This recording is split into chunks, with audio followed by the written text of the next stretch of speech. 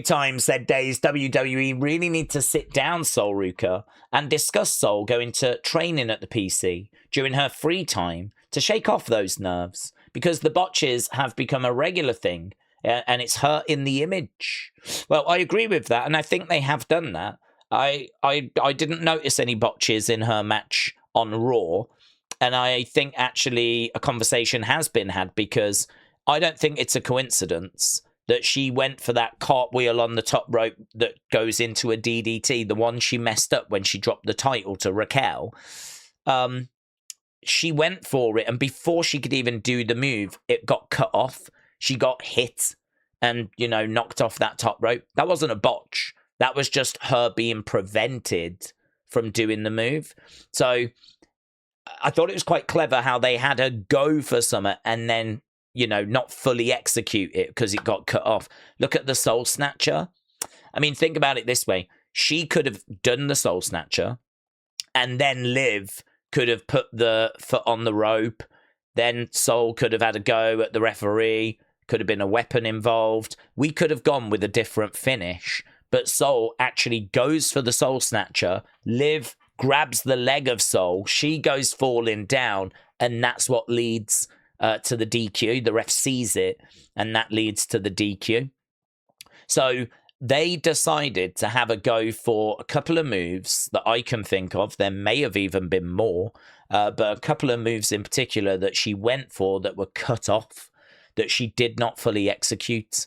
And that says to me that, she wasn't doing all this top rope stuff. I don't remember her coming off the top and doing moves. I remember her doing a moonsault to the outside, but I mean, as things go, Jacob does a moonsault. I mean, if she's at the point where she now can't even do a moonsault, we really have got problems. So I saw her do a moonsault, but I didn't really think too much of that. It was a moonsault to the outside.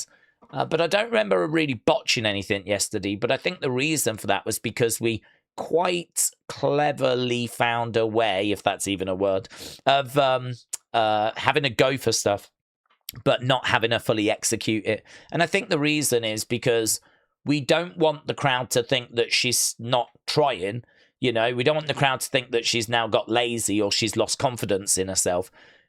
So we're showing that she's trying for these moves, but we're cutting them off so she doesn't have to actually do them.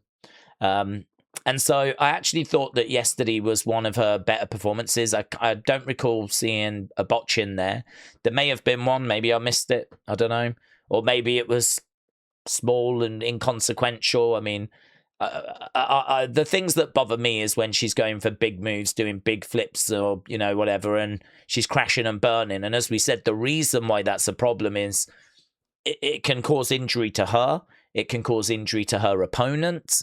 If she's not in control of the move, then we've got an out of control situation, and you're always going to have botches.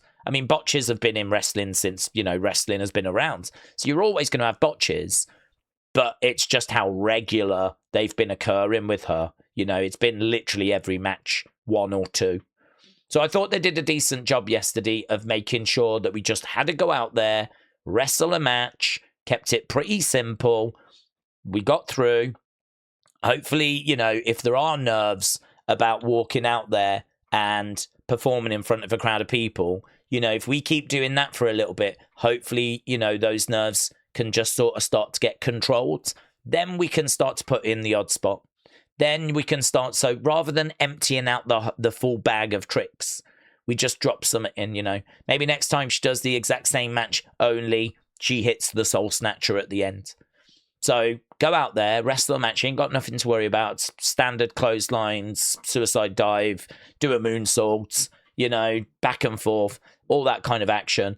We'll drop a Soul Snatcher in at the end, though. You know how to do those. You've hit those on the main roster, so don't overthink it. Just, make sure you take your time, find your foot in. Don't, jump up and go straight into it. Make sure that you've got your foot in, you're happy, that your opponent is where they need to be, hit the Soul Snatcher, get the win.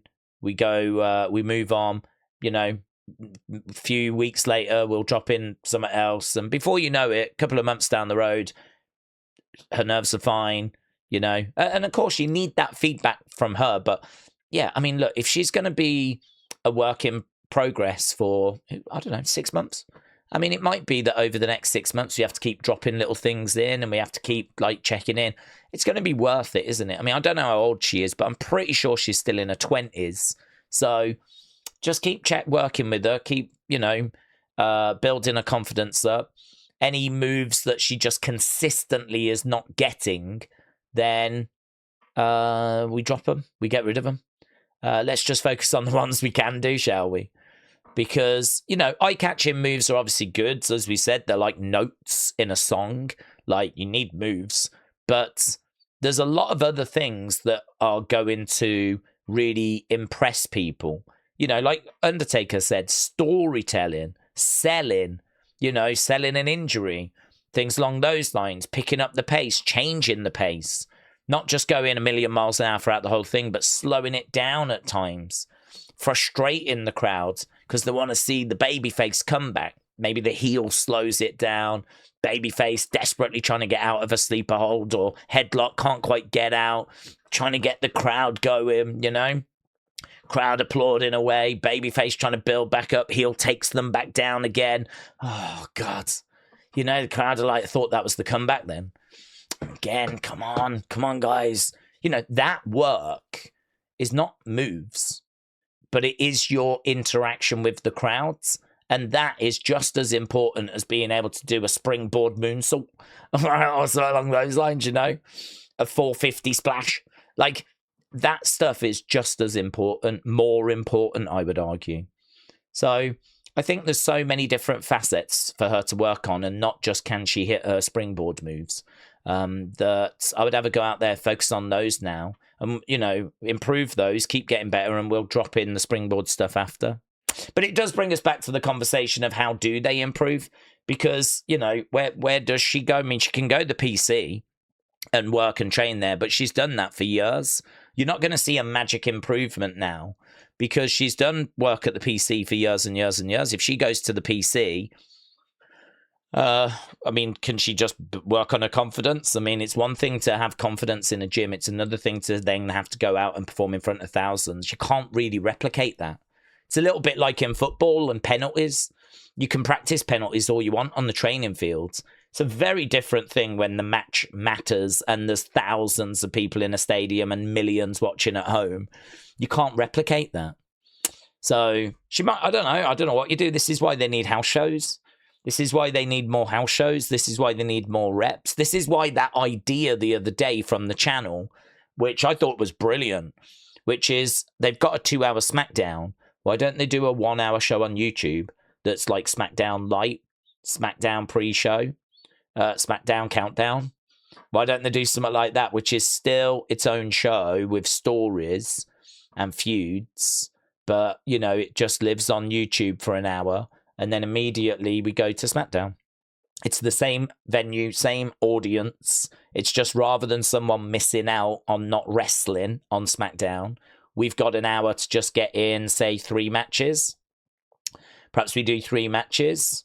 Perhaps we do 4 matches. Perhaps we can really cut down on entrances. Just make them really, really quick. There's no backstage stuff, or if there is, it's super fast. Like 30 seconds a minute type thing, just to sort of show how we've set this up, right? I suppose in a way it'd be a bit like what I'm guessing Main Event is. I just never watch Main Event. But like, yeah, maybe we could do 4 matches. Each match gets 15 minutes, like including entrances. So entrances take 5, match takes 8, and then you got a couple of minutes for commercials or video packages or whatever it might be. And then you're on to the next one, you get 4 in. And, that way you could feature a load of talent that's not being used on SmackDown and do the same potentially for Raw as well. So Raw would be a little bit trickier, but not much. I mean, Raw's 2.5. So, 3.5 in total for the audience. I mean, it's not that bad, is it? It's not long ago they were sitting through a 3-hour SmackDown. So to ask them to sit through 3.5 hours of Raw, the first hour being the YouTube show. But again, I know they do Main Event. So Main Event would probably have to get axed. But But you could do an hour show before Raw, an hour show before NXT, an hour show before Evolve, an hour show before SmackDown. Like, do you know what I mean? There's a way that you can get that talent out there, and if we haven't got house shows, then maybe that would be useful, helpful. I don't know. I think it's worth discussing and looking at, but that's for people that are getting paid a lot more than us, and also people that work for WWE to have a little think about. But she'll be all right. She's just got a few things to work on, a few, pretty urgent things to work on, but she'll be okay. She'll get there eventually. She's a great talent.